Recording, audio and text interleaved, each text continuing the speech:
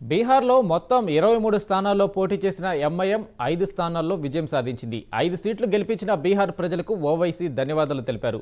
నవీన్ యాదవ్ను గెలిపించిన ఓటర్లకు ధన్యవాదాలు చెప్పారు. ఇక బీఆర్ఎస్ కింది స్థాయికి పడిపోయిన పార్టీ అన్నారు. తనని విమర్శిస్తే బలపడతామని బీఆర్ఎస్ అనుకుంటుంది అన్నారు. అజారుద్దీన్పై కోపం తనపై తీర్చుకుంటున్నారని చెప్పారు.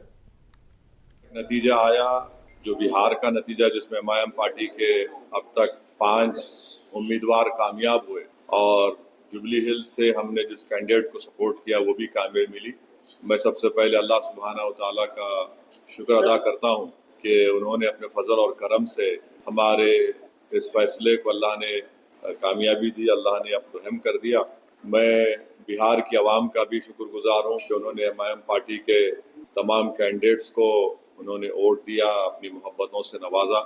मैं शुक्रगुजार हूँ उन 5 असम्बली कॉन्स्टिट्यूंसीज के तमाम राय दहिंदगान का, जिम्मेदारों का, मजलिस पार्टी के तमाम मेंबर्स का जिन्होंने जनाब अख्तर उल ईमान साहब को कामयाब किया, अमूर से हमारे गुलाम सरवर साहब को बैसी से कामयाब किया, सरवर आलम को कुचा दामन से कामयाब किया, तौसीफ आलम को बहादुरगंज से कामयाब किया और मुर्शिद आलम को जो कि हाट से। और मैं साथ ही साथ शुक्रिया अदा करना चाहूँगा हमारे बिहार रियासत के सदर जनाब अख्तर उल ईमान साहब का, आफ्ताब साहब का, आदिल हसन साहब का।